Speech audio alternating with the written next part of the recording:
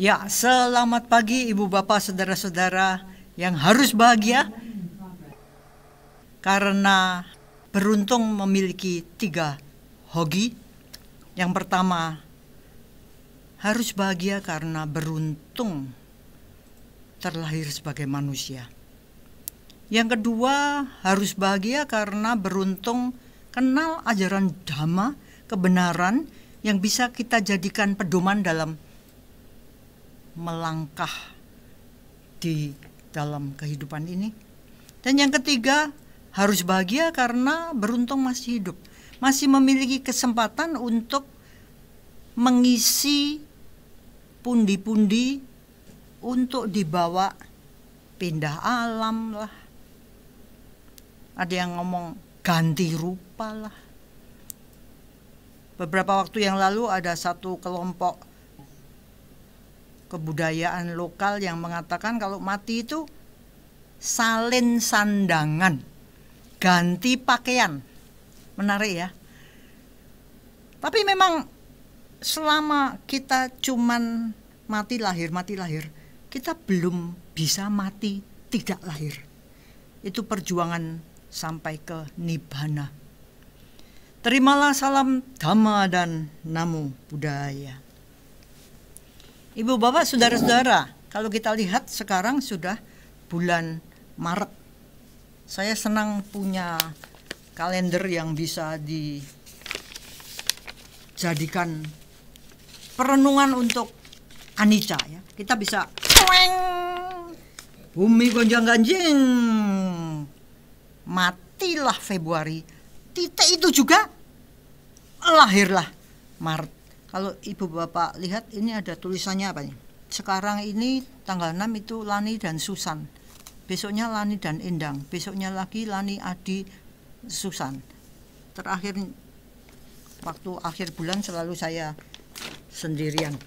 Nah, kita kalau lihat seperti ini sebenarnya perenungan-perenungan itu bahannya itu menganga lebar. Kita bisa menggunakan apapun juga untuk merenungkan anicca. Ganti rupa, salin sandangan, berganti pakaian. Saya mau cerita tentang apa yang terjadi di sekitar kehidupan kami di Dharma House. Kalau secara umum ada orang-orang yang mengatakan kita ini dilindungi oleh Dewi Kuan Yin gitu ya. Kalau teman saya di Singapura ngomongnya, kalau kami itu kalau mau minta tolong pada Kuan Yu waktu itu. Kalau di Dharma House ini para hewan peliharaan itu berlindungnya pada Kuan Wen, Wena, dan Kuan En, Endang. Mari kita lihat kehidupan yang sepertinya berada di ujung tanduk ya. Toeng-toeng mau mati apa mau hidup, mau mati apa hidup. Bagaimana perjuangan itu kita mempertahankan kehidupan. Itu harus benar-benar bergantung pada banyak faktor gitu kan. Kami punya anjing yang sekarang ini mengajarkan pada kami anicca, dukkha, old age, penuaan, penyakit. Karena yang namanya HOT2 ini diabetes ya. Dan kalau dulu untuk lihat diabetesnya dibawa ke klinik hewan itu diambil darahnya pakai syringe gini nih. Jadi waktu kemudian kayaknya harus tiap hari, kita mikirnya, waduh, ini matinya bukan diabetes, matinya darahnya habis. Wena dengan kesaktian seorang resi cari di Google, dapat satu alat seperti ini. Tadi saya baru belajar gimana makainya. Kaki 2 depan itu ada bantalannya seperti tai lalat itu ya, bantalan. Itu yang bisa diambil, dikasih toeng, ini ada alatnya, Wena beli dari luar negeri. Ini dibuka untuk jarumnya, dicetikan di bantalannya tuh. Kecil banget. Jadi darahnya itu keluarnya cuman sedikit, nggak sampai aduh setengah mili nggak ada, nol kecil. Lalu mulai ditunol sama ini. Nah ini segini kecilnya, ditunolkan ke darah tadi loh, twing gitu ya. Tapi sebelumnya ini harus dimasukkan di sini dulu, supaya nanti begitu ditunolkan, twing, ini membaca berapa kadar gulanya. Nah beberapa hari ini itu kadar gulanya sudah tidak tersentuh, terdeteksi. Jadi sudah tulisannya cuma HI, high. Maksudnya apa? Sudah di atas 750. Gerobiak gimana ini? Suntik insulin sudah kelihatannya kebal, ganti lagi suntikan. Kadang-kadang mungkin terlalu banyak, kadang-kadang nggak cukup. Jadi aduh, saya yang melihat, karena saya tremor gini ya, jadi saya nggak bisa urusan seperti itu yang ahli Wena dan Endang. Jadinya kadang-kadang kalau sudah high gitu, waduh ini nggak ketututan ini. Wah sudah turun jebret tinggal 50 sampai kejang-kejang. Wah cepat-cepat dikasih madu. Jadi saya melihat ini gile, kehidupan kayak gini nih loh, anicanya. Tapi faktor mati ini tidak semuanya ngumpul, karena ada Dewi Kwan Wen dan Dewi Kwan En yang berjuang untuk mengumpulkan faktor-faktor kehidupan. Nah yang lucu, 2 hari yang lalu kelihatannya berapa hari itu sudah montang-manting naik lebih dari 750, turun kurang dari 100. Itu sudah anjingnya seperti apa saya sudah nggak ngerti rasanya, tapi Hotu ini kira-kira itu dulunya manusia atau kalau nanti lahir kira-kira jadi manusia, karena intelektualnya meningkat sekali. Jadi dia tiba-tiba tahu apa yang dia mau. Hebat ya. Jadi jangan ngomong makhluk manusia itu luar biasa, yang lain rendah. Jangan loh. Makhluk binatang itu juga bisa lebih hebat daripada kita. Jadi misalnya Hotu itu dia senang sekali duduk atau tiduran di kursi Wena. Itu kalau dia mau ke situ, dia dekat berjalan terus guk gitu, melihat pada kursinya di atas ini. Kita sudah tahu, oh Hotu minta di atas kan. Ini loh, hasrat, keinginan, karma, dia tunjukkan. Nanti kalau sudah di atas, dia mungkin tidur, nanti guk lagi, itu yang tahu Wena sama Endang itu diterjemahkan sebagai oh minta dikemulin, diselimutin. Nanti kalau guk lagi, mungkin dia minta diturunkan. Nah satu ketika nggak ada yang dengar nih, yang dengar cuma saya. Lah ya udah saya pakai ilmu para abnormal saya.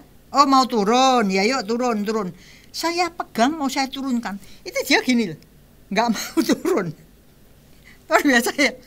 Saya teriak, hei Endang, ini Hotu kelihatannya mau turun.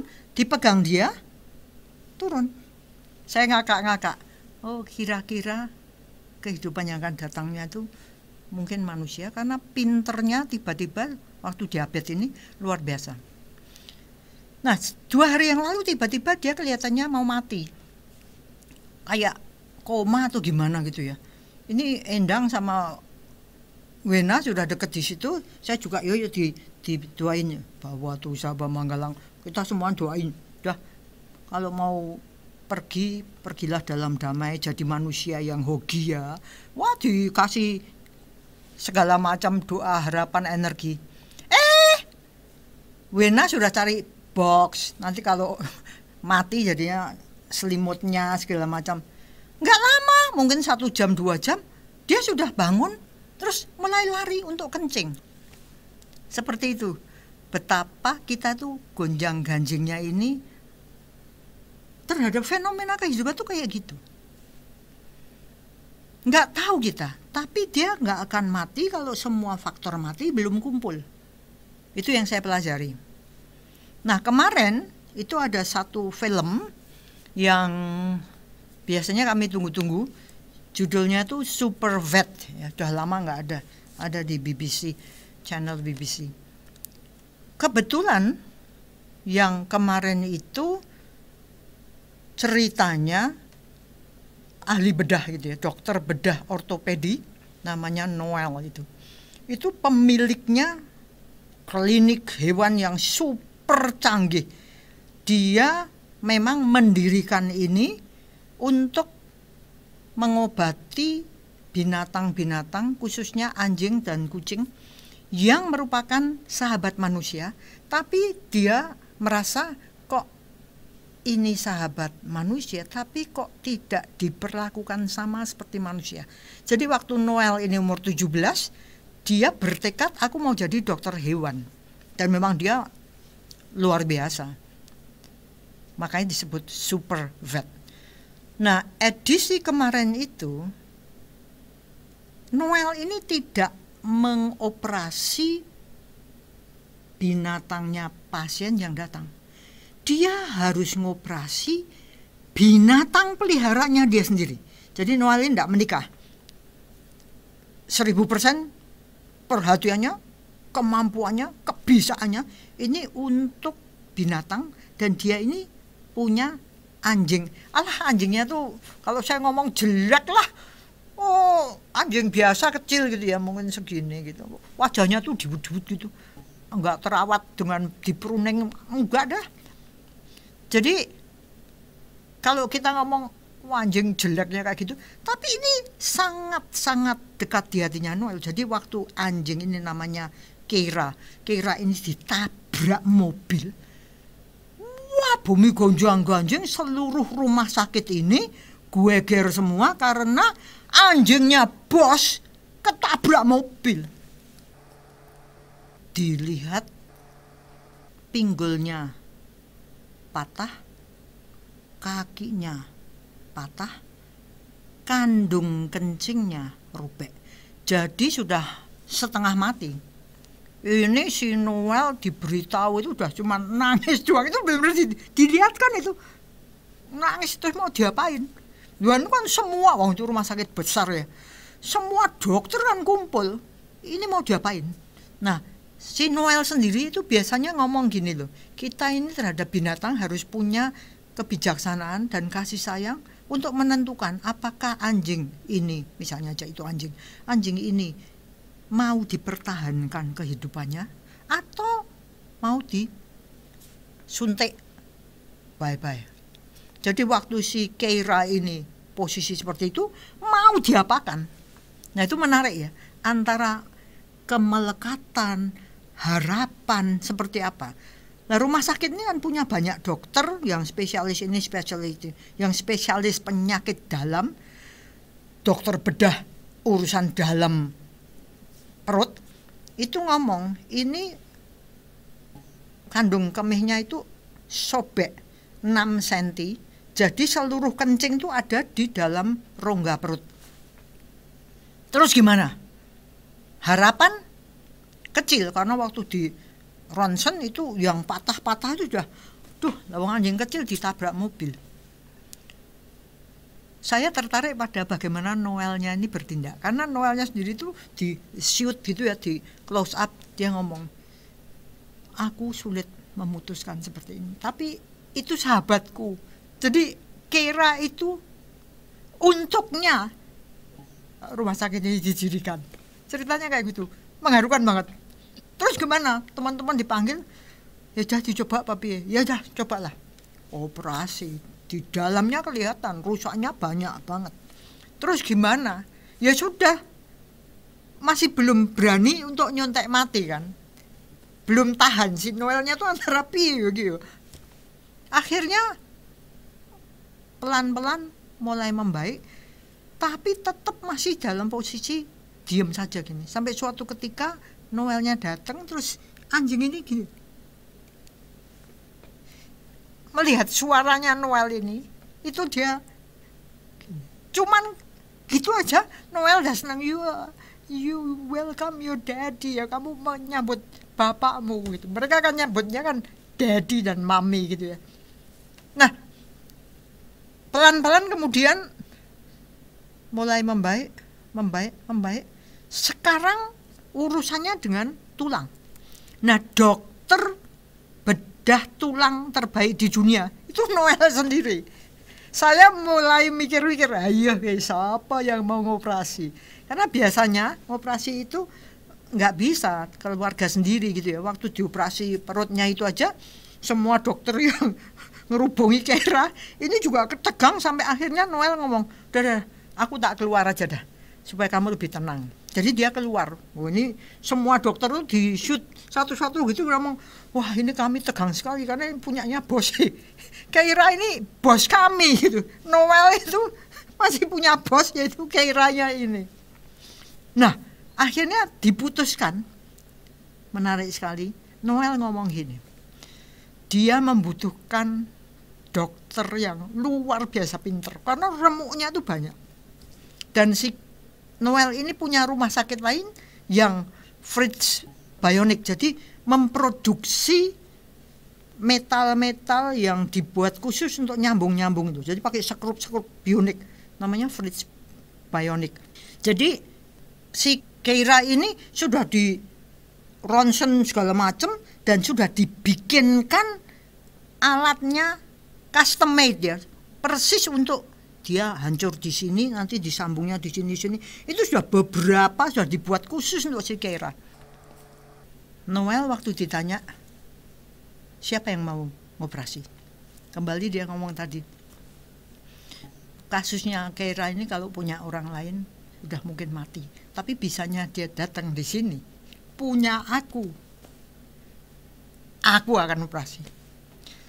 Wah, menarik sekali itu. Saya mikir, ayo, seberapa toh kemelekatan ini bermain, seberapa toh inteligensi ini bisa ditahan supaya dia melupakan emosinya dan dia mengeluarkan semua all out-nya yang dia bisa. Dokter bedah ortopedi terbaik di dunia. Tantangannya seperti itu. Jadi waktu di shoot close up itu si Noel ngomong, aku harus bermain sebagai ahli bedah, bukan sebagai pemiliknya Keira. Udah, buka lah. Ternyata ronsen ini tidak bisa memperlihatkan pecah-pecahnya rambut di tulangnya Keira. Jadi 3D yang bikin untuk nyambung-nyambung ini dibur pecah. Wah, itu tegang banget. Saya yang lihat aja sampai wah gile. Ini benar-benar permainan karma ya, antara karmanya si Noel, karmanya si Keira, karmanya semua perawat yang ngerubung untuk bantu. Akhirnya, nah itu salah satu perawat ngomong, sesuatu yang tidak bisa dilakukan oleh dokter lain adalah kemampuan dia mengatasi krisis. Noel itu kalau terjadi krisis, dia bisa pointer cari akal dari sudut yang berbeda ditangani. Akhirnya sukses lah. Udah berjam-jam itu. Kalau kemajuannya pelan-pelan ditunjukkan. Dan itu menarik sekali bagaimana Keira itu berjuang hidup untuk bapaknya sih ini loh. Jadi kalau setiap kali itu Noel selalu nengok kalau ada waktu gitu. Dia ngomong kayak orang gitu lah. No, Daddy is happy for you. Bapakmu ini bahagia untuk kamu. Kamu hari ini bagus loh. Kamu udah bisa, ayo makan ya. Didulang itu. Ayo makan. Kamu nggak suka ini, carikan makanan lagi. Persis seperti Wena sama Endang kalau di sini itu. Jadi luar biasa sekali bagaimana perjuangan untuk mempertahankan kehidupan. Dan pastilah juga karena Keira sendiri masih punya energi kehidupan, apinya kehidupan, faktor-faktor penopang kehidupan. Jadi kemudian 7 bulan diceritakan sesudah kejadian itu. Jadi si Keira itu sudah umur 13, jadi sudah tua. Kalau dia bukan hokinya dia berada di tangannya Noel, udah mati waktu itu. tapi akhirnya dia sudah sembuh sendiri. Dan menarik sekali si Noel sendiri ngomong, bagiku Keira ini merupakan sumber inspirasi. Karena waktu dia mau mendirikan rumah sakitnya yang pertama, itu dia beli satu ladang itu, ada gudangnya yang sudah tidak terpakai gitu. Nah waktu dia buka gudang ini, si Keira ini muncul gitu, memandang dia, cinta pada pandangan pertama, dan itu yang diambil untuk sebagai petnya, binatang kesayangannya si Noel. Bagus ya. Bagaimana kehidupan ini ternyata seperti itu. Nah, bagaimana dengan kita kalau kita lihat kok bisanya Keira atau Hotu ini enggak jadi mati gitu. Ya karena rupa dan namanya itu masih menjadi satu. Tapi kalau seandainya sudah terurai, rupanya ini lapuk, seperti tadi misalnya saja kandung kemihnya itu enggak bisa dijahit, ya kencengnya ada di mana-mana, ya rupanya ini, fisiknya ini akan melapuk dan akan mati. Dan itu terjadi pada kita semua yang punya jasad ini. Kita akan mati menjadi jasad, jenazah, kasarnya ngomong bangkai. Tapi kalau kita diomong bangkai, kita marah karena kita merasa kalau binatang bangkai. Nah kalau kita lihat deh, jangan ngomongkan si Keira, jangan ngomong si Hotu, ngomong aja Lani Anggawati suatu ketika jebret mati. Kalau misalnya jenazah saya, jasad saya, bangkai saya dilihat, ini sebenarnya yang dilihat bukannya Lani Anggawati ini. Karena waktu saya ngomong ini saya dalam kondisi nama rupa masih menyatu. Tapi kalau rupanya sudah terurai dari nama, si rupa ini kita masih bisa lihat. Tapi nama ini sudah melanjutkan perjalanannya.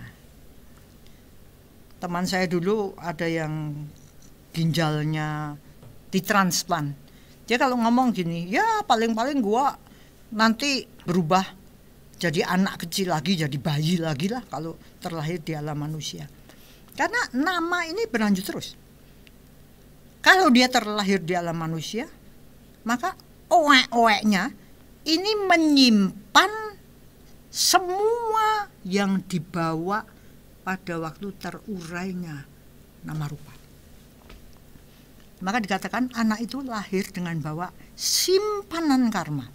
Ini kita sebut menjadi gawan bayi, bawaan waktu bayi, ya, lengkap dengan bakatnya, bakat baik atau bakat buruk, berasal dari kebiasaan masa lalu, kebiasaannya gimana baik atau buruk, ini nempel dalam nama yang terpisah tadi. Kelihatannya nama ini itu abstrak gitu ya, batin, rohani, jiwa, roh, kelihatannya abstrak ya. Tapi kalau sekarang kita lihat di dunia kedokteran, ketemu yang namanya DNA, itu menarik sekali. Mungkin nama ini bukan cuman sesuatu yang abstrak, tapi mungkin ada faktornya fisik yang juga nempel di situ. Bagaimana bisa saya mikir gitu? Karena kalau kita lihat sekarang sudah mulai banyak ya bukti-bukti ilmiah disebutnya gitu.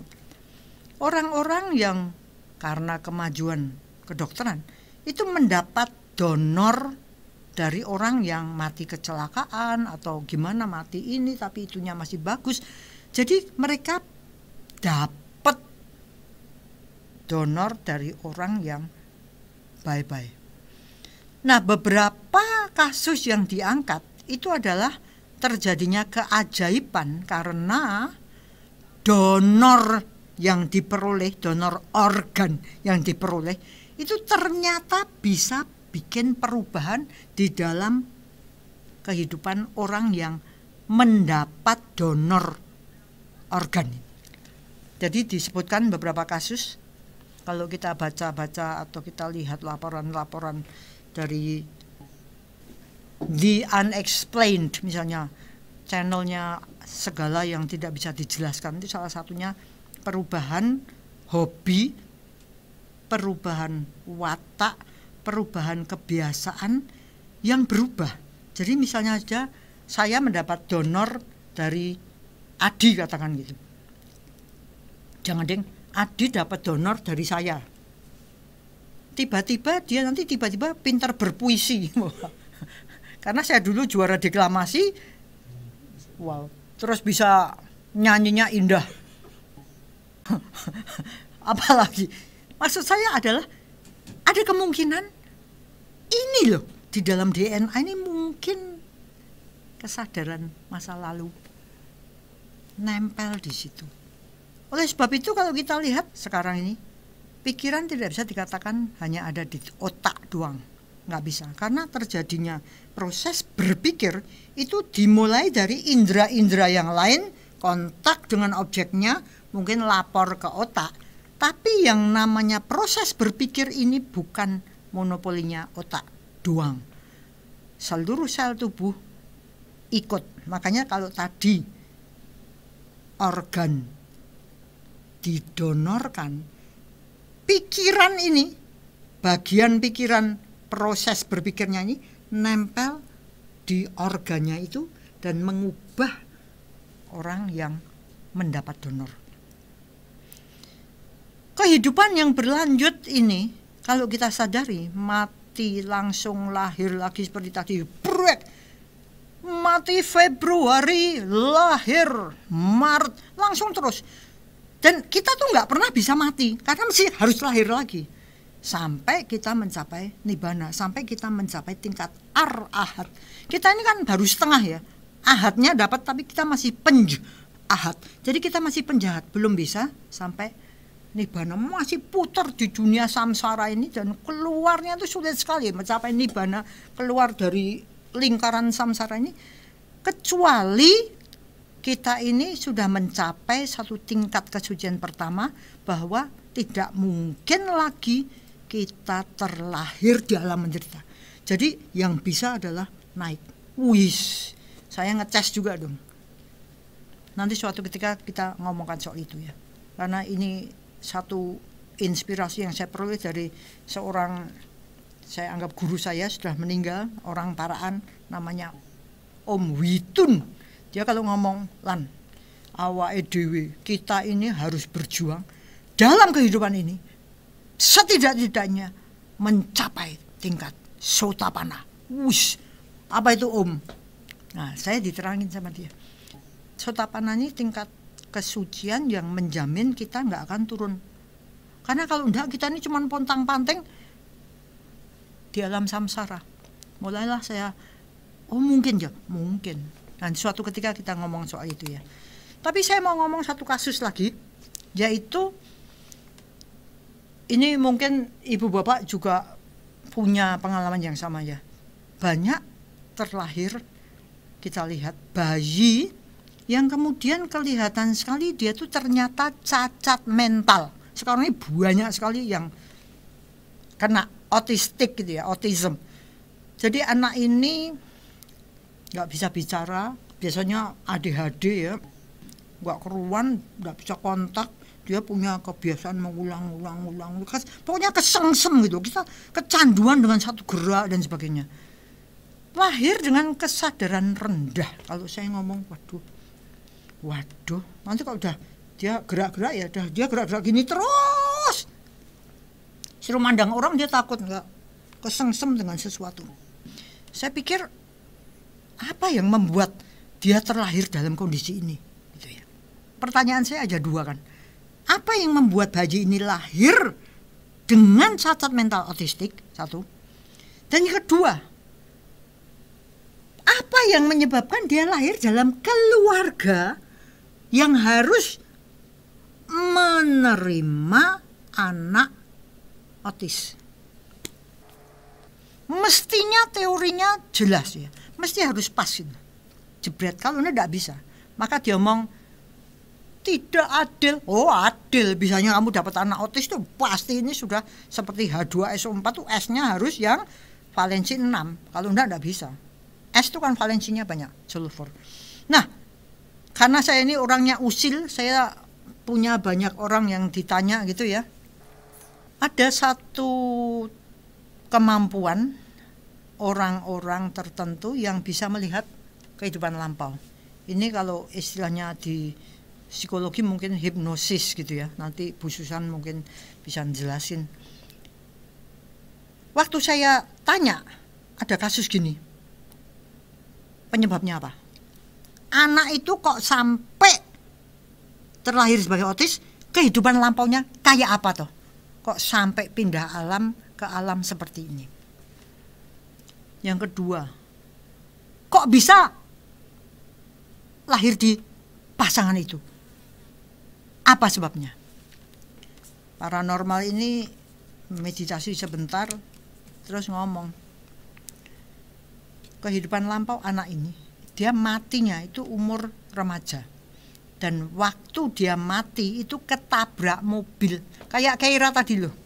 Cuman bedanya kalau Keira tadi mungkin masih jalan-jalan dengan kesadaran penuh.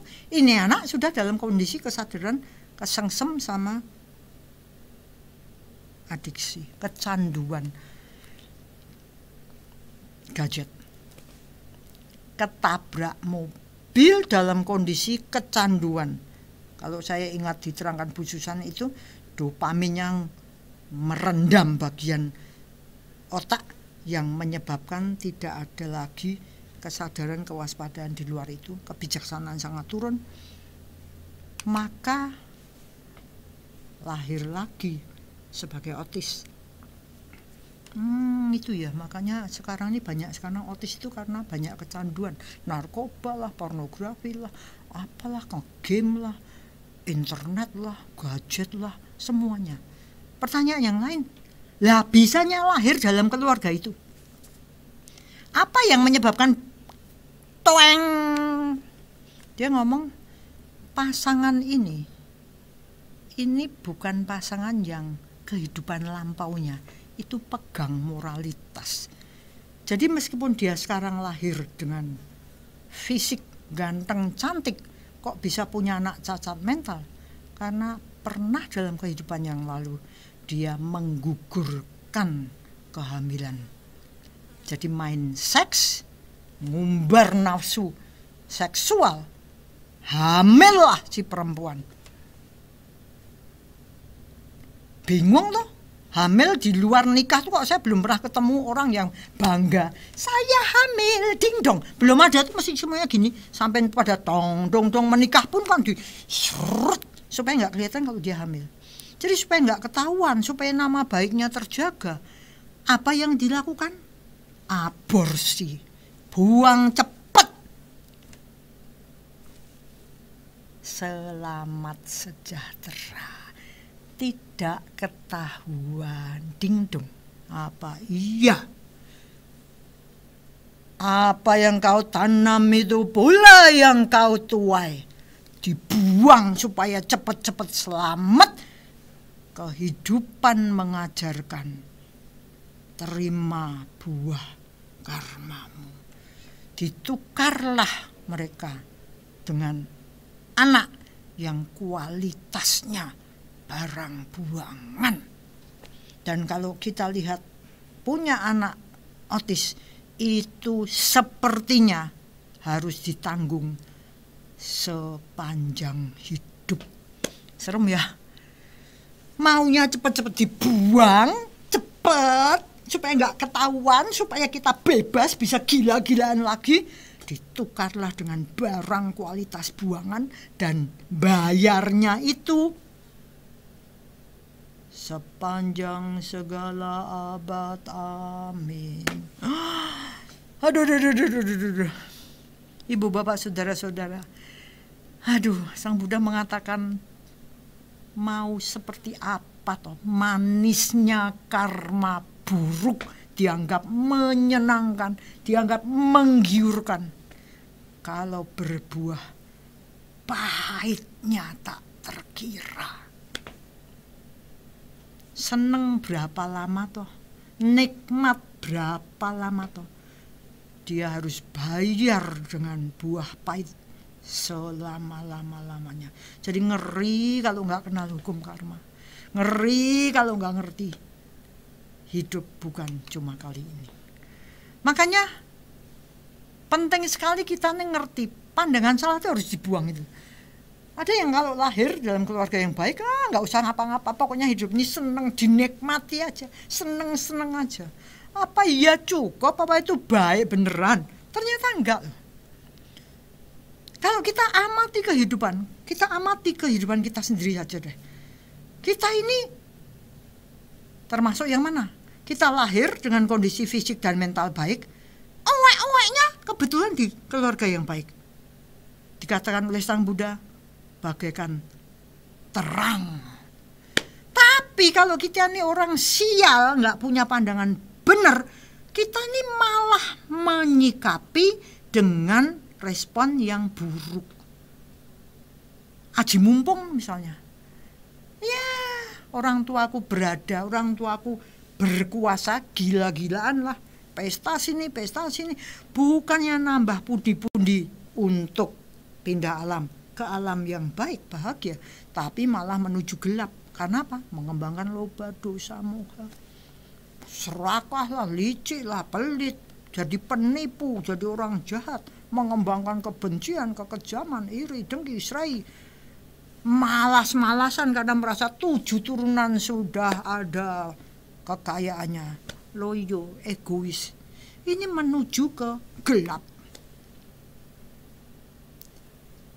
Atau kita lahir dengan kondisi fisik dan mental yang baik, kebetulan di keluarga yang baik, tapi kita tidak seperti yang kelompok nomor 1.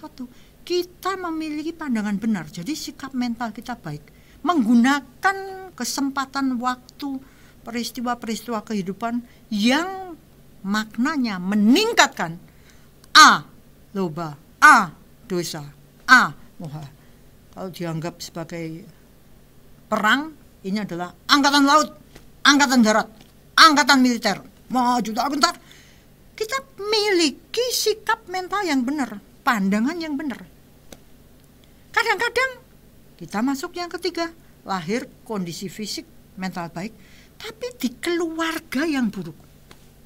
Kembali, kita mau merespon seperti apa? Itu kan semuanya dari kebijaksanaan masa lalu tuh.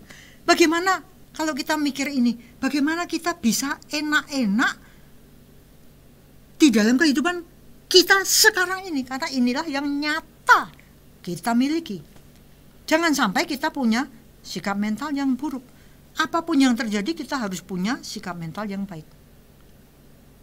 Ada kemungkinan kita lahir dalam kondisi fisik dan mental yang buruk, lahir di keluarga yang baik, atau lahir dengan kondisi fisik dan mental yang buruk di keluarga yang buruk. Maka pengendalian diri itu benar-benar dibutuhkan. Disatukan dengan pandangan benar sehingga menjadi kebijaksanaan experiential, benar-benar milik kita. Ya. Bukan kita mengendalikan diri itu karena takut kena hukuman, nanti masuk neraka, nanti dihukum sama dewa. Bukan karena kita ngecas ya, wah aku mau serakah, pingin diiming-imingi dengan surga, diiming-imingi dengan nanti buahnya berlipat-lipat. Serem.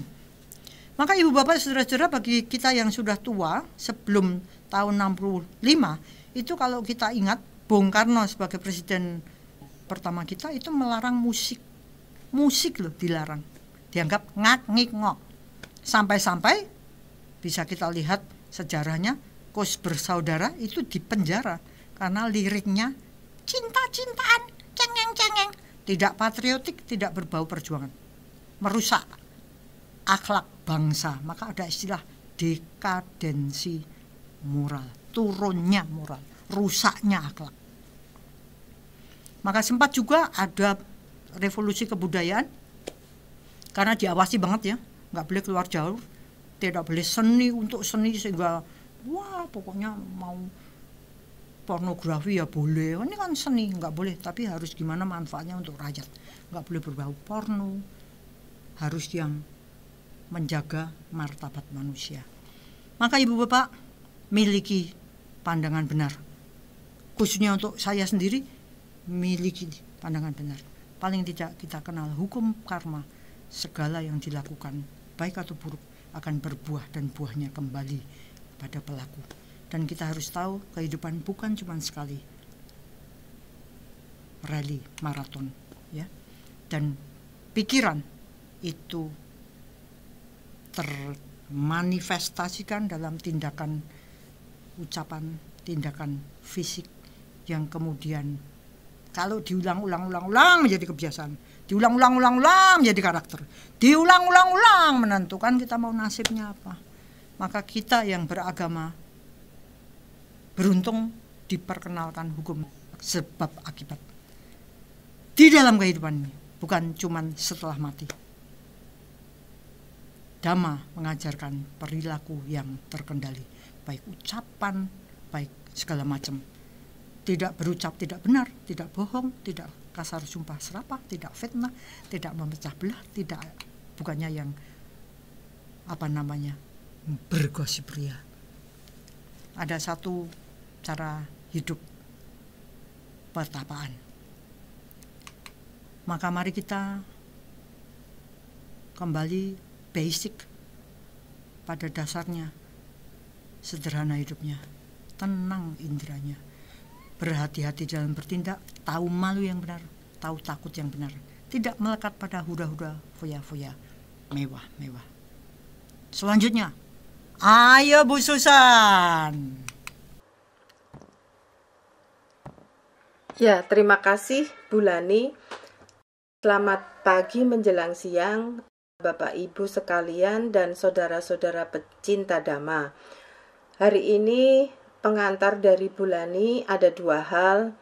Yang pertama itu sangat menyentuh ya, bagaimana perjuangan keluarga besar menyelamatkan anggota keluarganya. Bahkan itu kalau kita lihat dari kacamata manusia, hanya seekor anjing gitu ya, hanya seekor anjing gitu.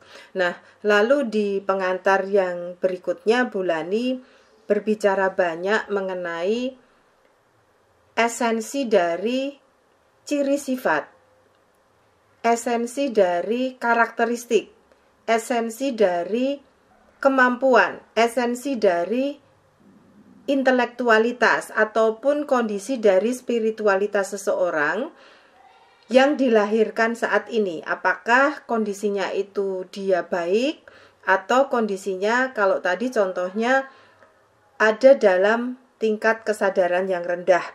Nah, lalu juga kondisi di mana seseorang itu dilahirkan. Jadi ini adalah perpaduan antara kondisi seseorang itu dilahirkan. Jadi dia sebagai manusia itu dilahirkan dalam kualitas mental seperti apa, kualitas fisik seperti apa, itu yang pertama. Lalu yang kedua, dia dilahirkan di keluarga dengan kualitas seperti apa. Jadi ini ada dua hal yang menurut saya menarik dan itu mungkin tidak bisa dijelaskan oleh ilmu psikologi, karena di psikologi itu tidak mengenal ajaran tentang reinkarnasi yang itu meneruskan nama yang berlanjut yang akan mengikuti kita di kelahiran berikutnya. Dan ini merupakan buah karma dari perbuatan-perbuatan yang dilakukan di kehidupan sebelumnya. Itu kira-kira begitu. Nah, supaya kita lebih sambung dengan apa yang dikatakan Bu Lani, Pak Adi bisa putarkan video yang juvenile justice.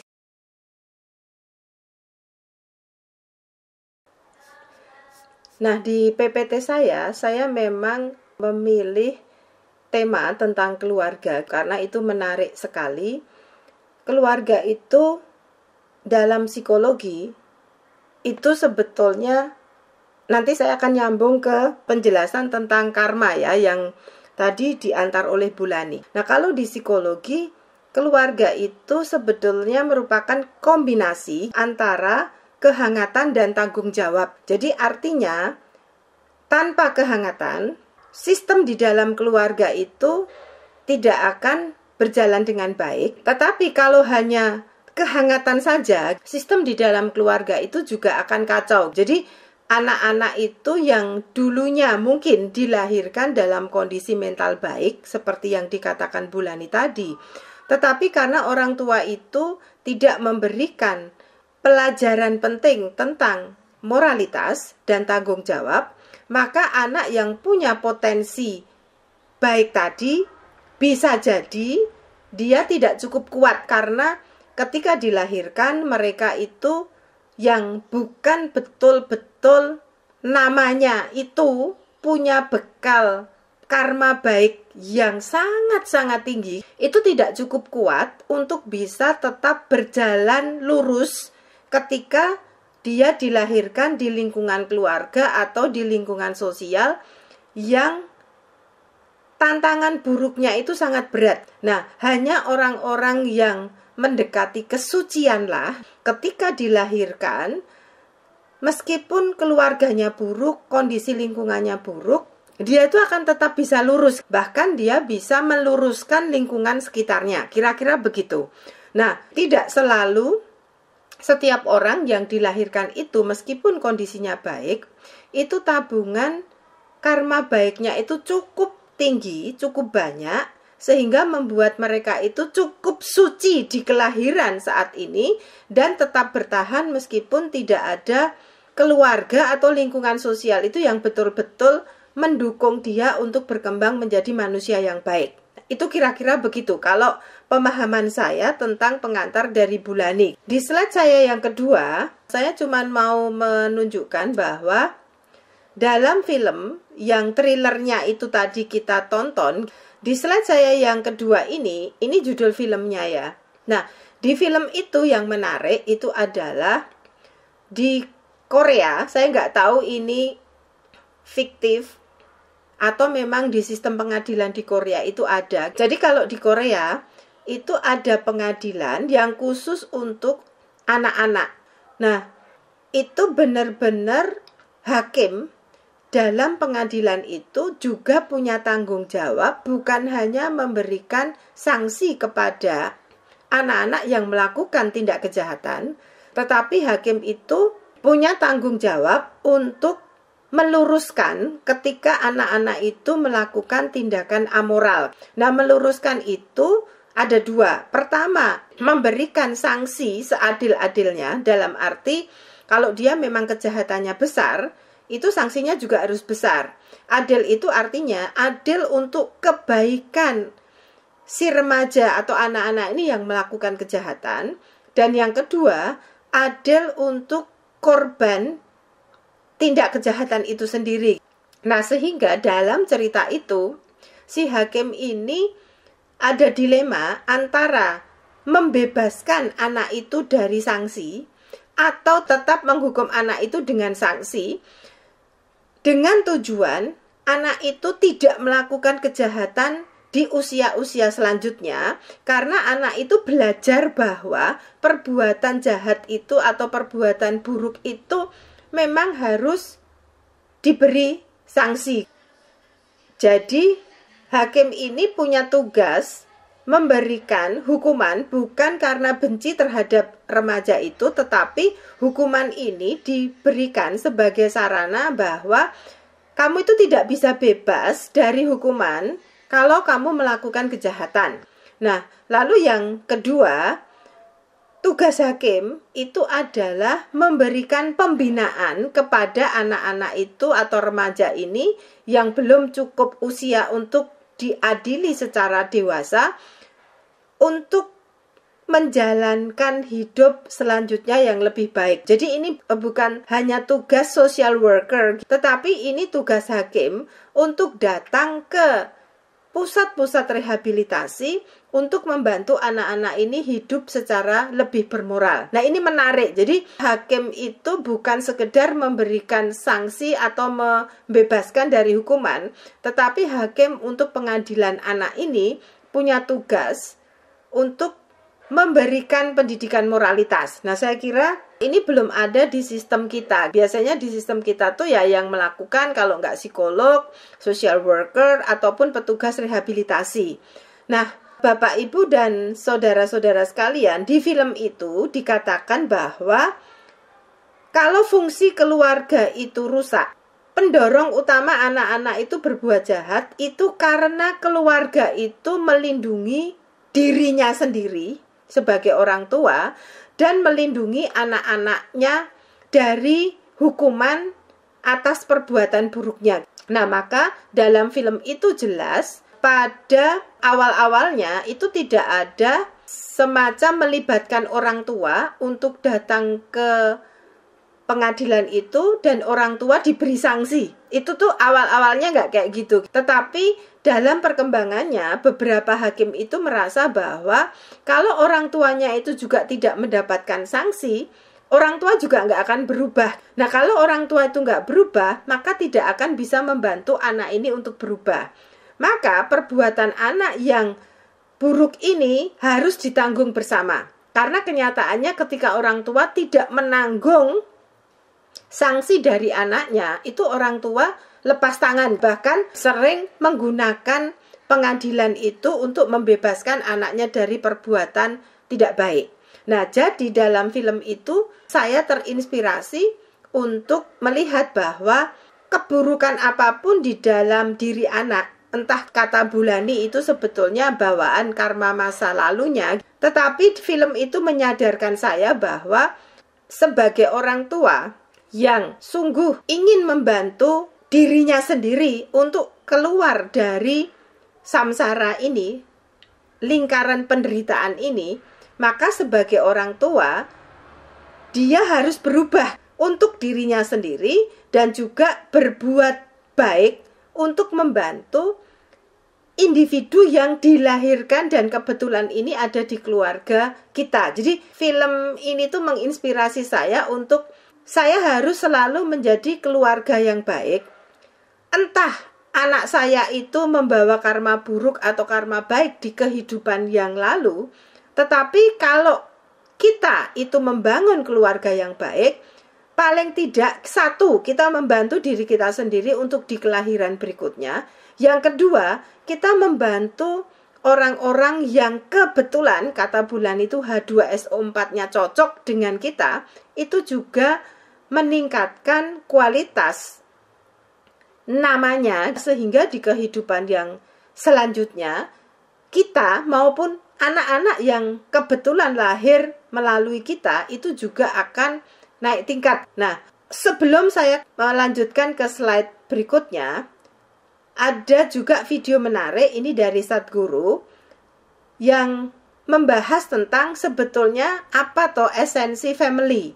Apa esensi dari keluarga supaya keluarga itu berfungsi dengan baik. Kalau tadi Bulani mengatakan bahwa kalau kita ini buruk, kebetulan juga punya anak yang kurang menguntungkan, mungkin dua-duanya itu membawa memori karma buruk itu di masa lalu kita. Nah, lalu Sadhguru itu memberikan semacam, ya mari kita berjuang bersama, dan apa yang bisa kita lakukan di dalam keluarga supaya kita bisa membantu kita sendiri sebagai orang tua dan juga membantu anggota keluarga kita untuk meningkatkan kualitas mental sehingga di kehidupan selanjutnya kita semua itu bisa naik tingkat. Mungkin jadi manusia itu pun manusia yang lebih baik. Bukan tadi sebetulnya saya lahir di keluarga yang baik-baik, saya berbuat buruk, lalu saya main game, addiction, accident, dan meninggal dalam kondisi kesadaran rendah. Lalu saya dilahirkan kembali sebagai manusia yang kurang beruntung, yang punya kesadaran rendah. Pak Adi, saya minta tolong untuk ke video berikutnya. Terima kasih. This question is from Ekta Agarwal. Please guide the women of the country who are dealing with lazy partners Stubborn parents, bored children, on how to coexist compassionately amidst all the chaos when household workload has increased and our work front identity has disappeared. You are a very fortunate woman. You have a lazy partner. An overactive man, 24 hours in the house, he is a bull in the china shop. He's lazy. You are very fortunate because he either sleeps or watches television, something like that. If he was overactive, a whole lot of trouble. No, your idea of being a more active partner is that he will come into the kitchen and wash dishes and sweep the floor and… there are some very nice men like that, but most men are not like that. I'm not saying washing dishes is a woman's job, cleaning the house is a woman's job, no. But man doesn't mind living dirty.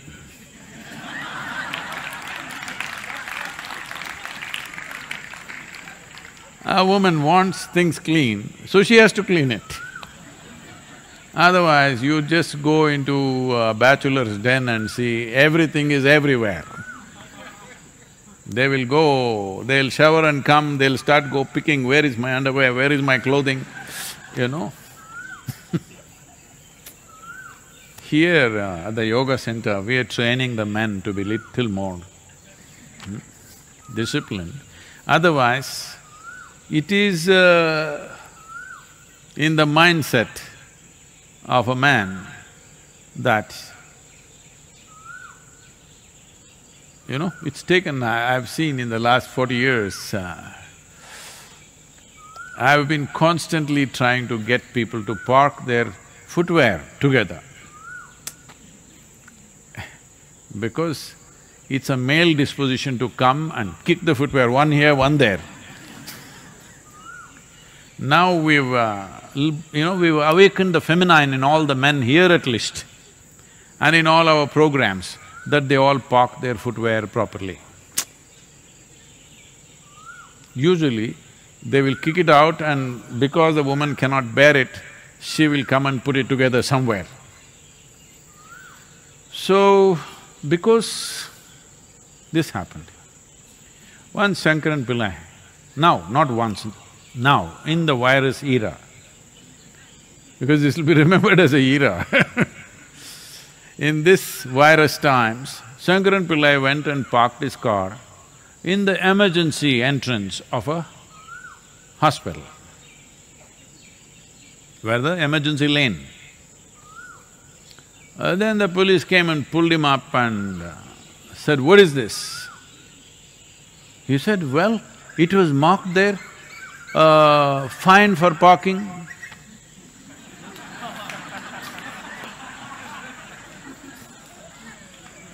So that is how he understands. Fine for parking means fine for parking. So, what are the children's qualities? Stubborn parents and bored children. Oh, okay.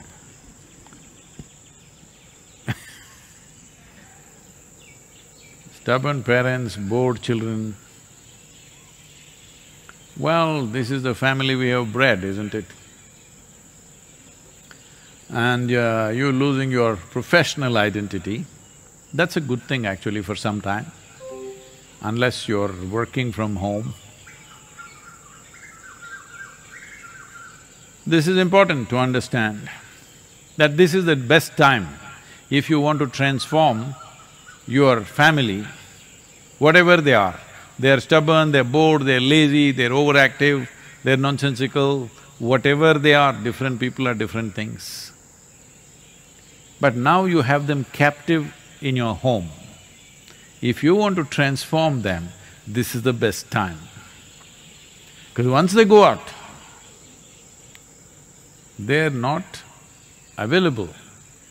So whichever way you wish to transform them, if you want to try, there is no better time than the virus era, because they're all stuck in the house. They have to. If you say 10 things, at least 2 things they must do, they can't just ignore it. However stubborn or lazy they are, or however bored they are, if you say 10 things, at least 2 things they got to do, because otherwise, nourishment is in your hands, from what I understand.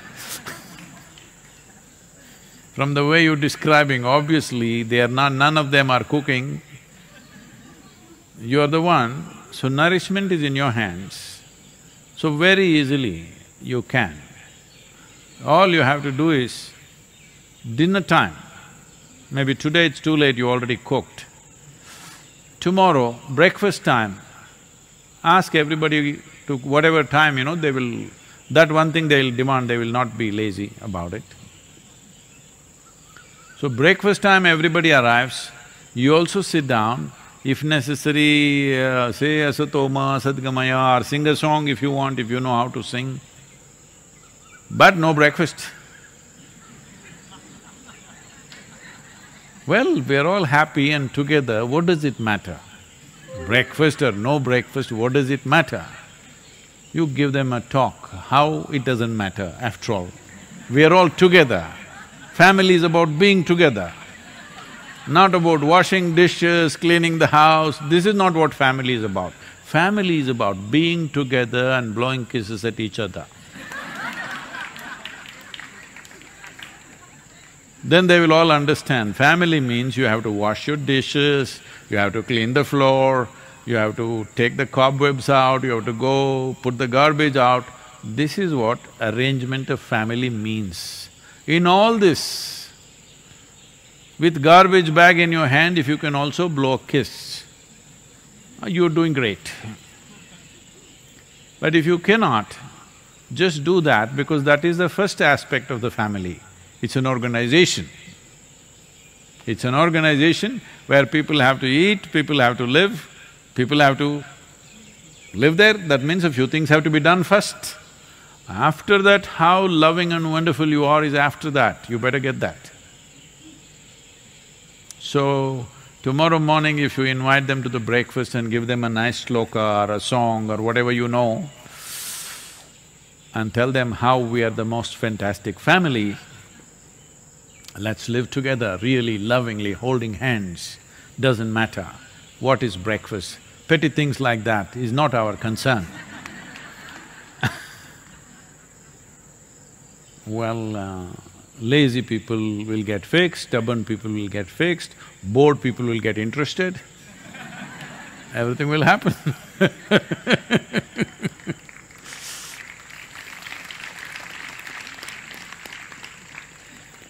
Don't think family means a big love affair. No, it's a lot of management. You can manage lovingly, that's a different matter. But lots of management, otherwise no relationships will endure without sensible management of situations.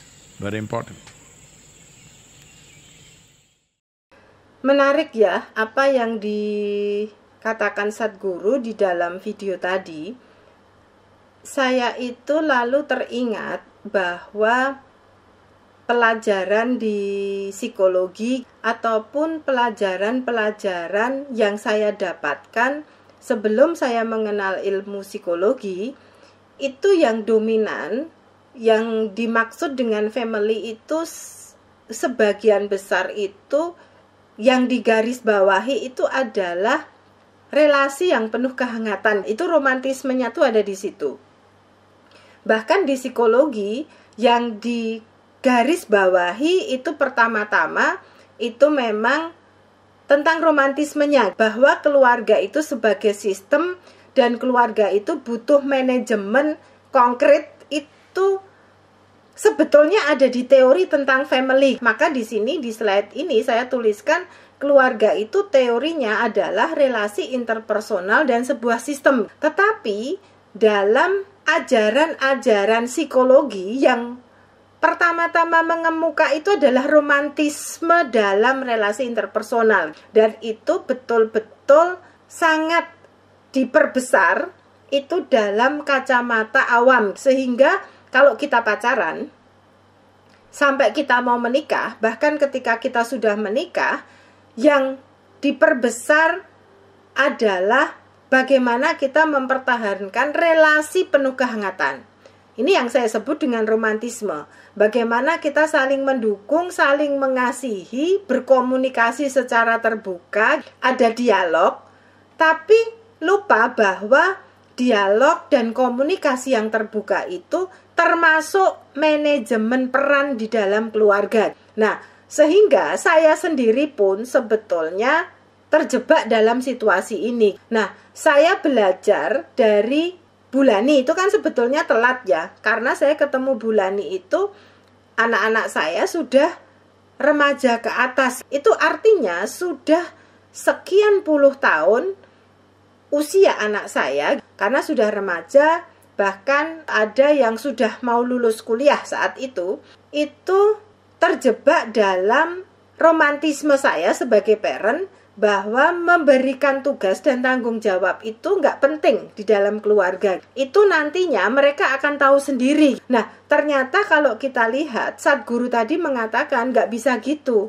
Yang namanya family, kalau hanya duduk-duduk, hanya ngobrol, hanya bersenang-senang, itu roda kehidupan keluarga yang lain itu nggak berputar. Maka tadi contohnya gini, kalau pengen mengubah orang yang malas di dalam keluarga, pengen mengubah anggota keluarga yang keras kepala, pengen mengubah anggota keluarga yang membosankan, caranya gampang. Mereka itu biasanya kumpulkan saat makan. Saat paling gampang mengumpulkan keluarga itu saat mereka lapar.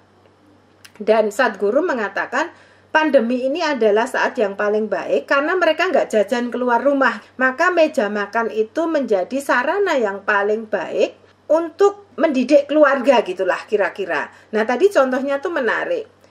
Saat sarapan kita panggil anggota keluarga, atau saat makan malam, atau saat makan siang, tapi nggak ada makanan secuil pun di meja makan. Nah kalau mereka komplain, ya kita sebagai ibu yang memasak bisa mengatakan, loh yang penting kan kita penuh kehangatan, yang penting itu kan komunikasi. Jadi semua romantisme tentang relasi itu diomongin di situ.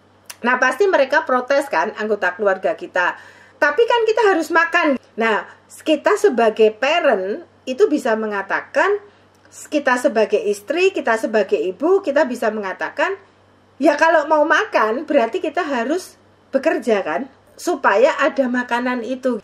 Nah supaya makanan itu ada, berarti harus ada yang cari duit, itu satu. Nah siapa yang cari duit? Ini mereka perlu diingatkan. Kedua, supaya bisa makan harus ada yang belanja ke pasar. Siapa yang belanja? Kalau mau ada makanan berarti harus ada yang masak.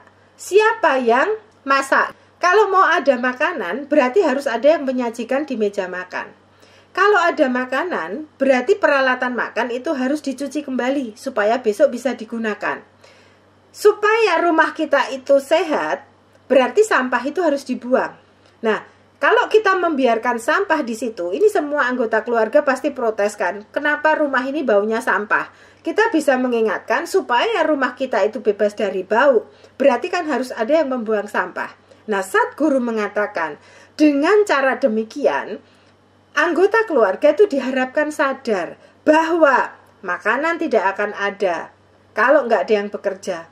Makanan itu nggak akan ada kalau nggak ada yang ke pasar. Makanan itu nggak akan ada kalau nggak ada yang masak.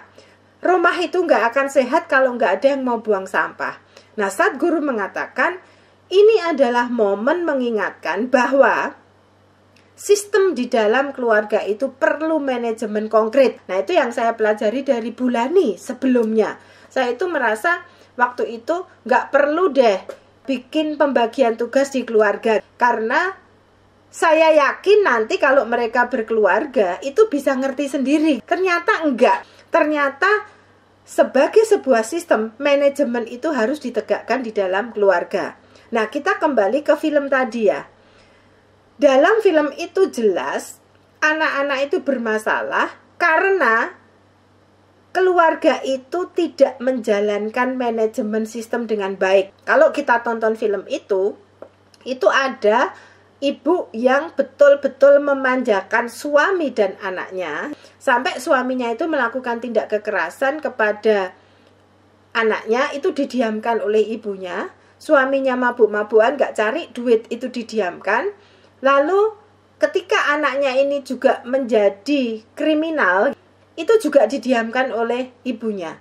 Ibunya ini menanggung semua sistem di dalam keluarga. Jadi apakah dia ibu yang baik? Kalau dalam psikologi dia bukan ibu yang baik. Dalam kacamatanya Sadhguru dia juga bukan ibu yang baik, meskipun seolah-olah berkorban untuk semuanya.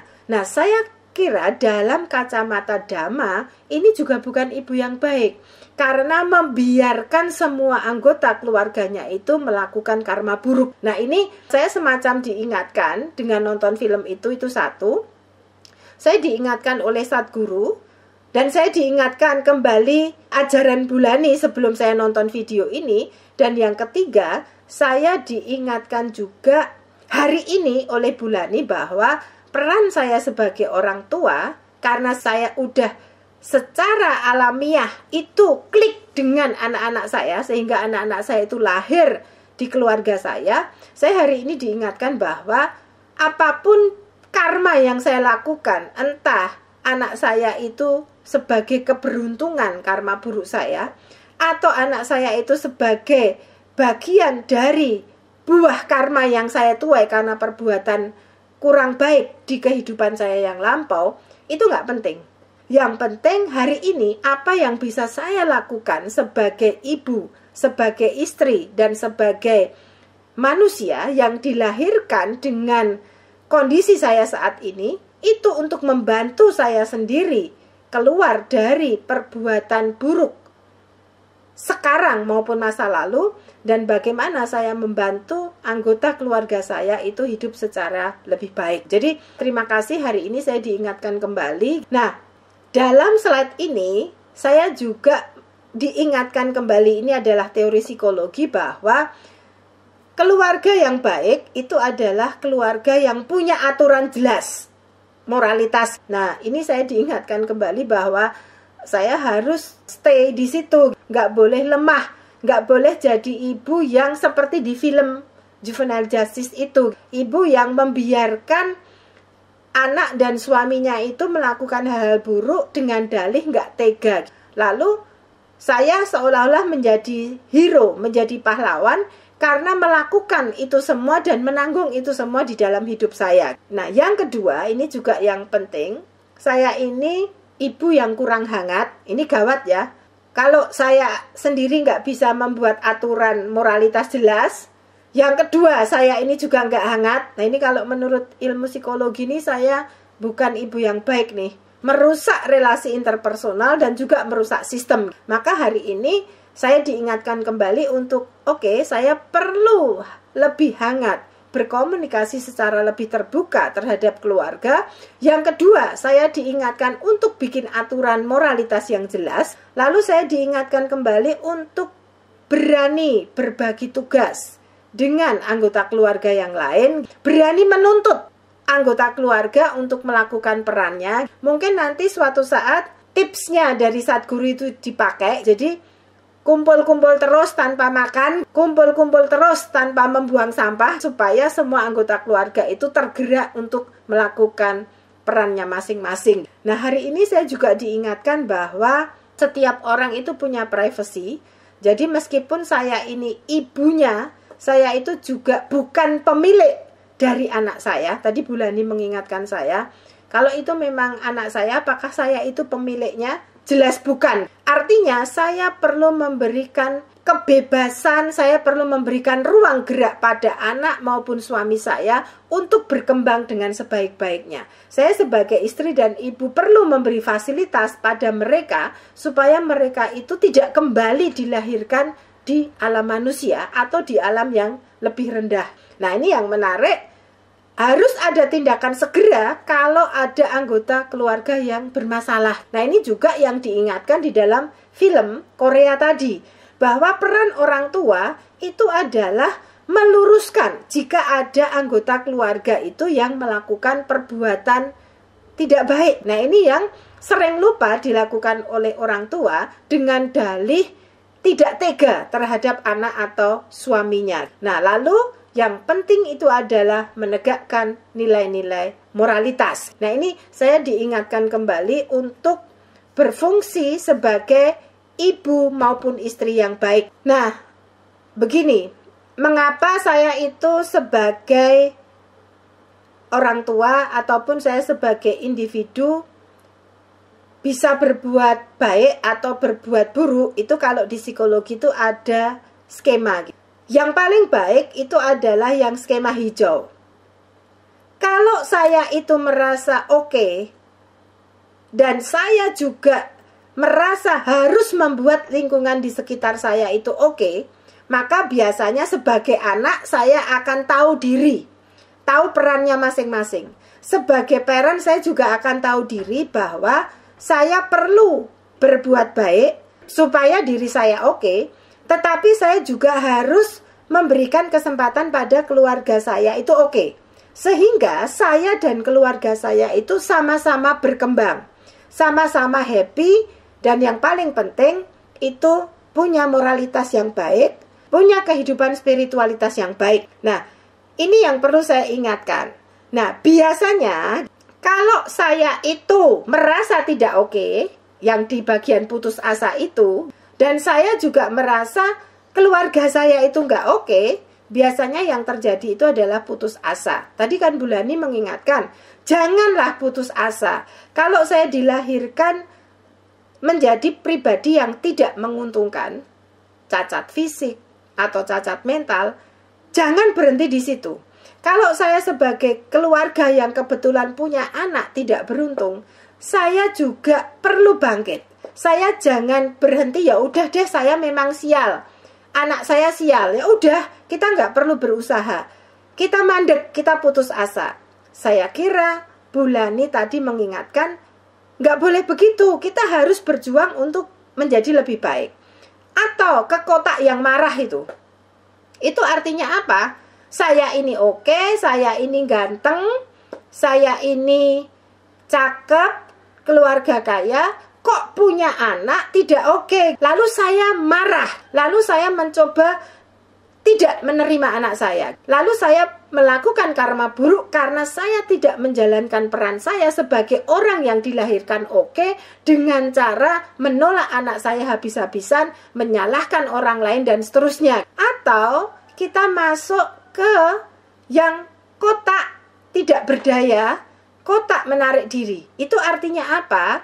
Ketika saya itu terpuruk sebagai orang tua yang kebetulan kondisinya tidak oke, lalu punya anak yang kebetulan anak kita itu sebetulnya oke, dia tuh punya potensi pinter, punya potensi hidup yang lebih baik, tetapi karena saya ini sebagai parent itu tidak harmonis, sebagai parent itu tidak oke, menyeret anak saya yang oke itu menjadi tidak oke.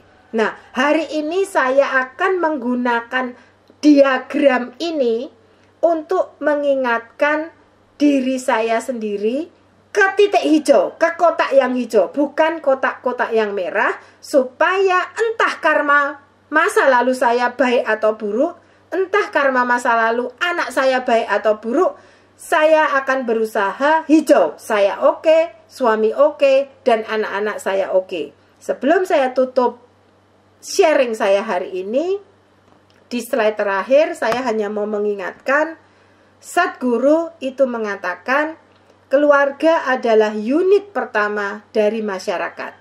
Ini sama dengan film Juvenile Justice tadi. Seberapa kasih dan seberapa kebijaksanaan yang hidup di dalam keluarga akan menentukan fungsi masyarakat luas. Mari kita berbuat baik, Mari kita selalu menanam karma baik dalam kehidupan ini, dan semoga kita semua berbahagia, semoga semua makhluk berbahagia.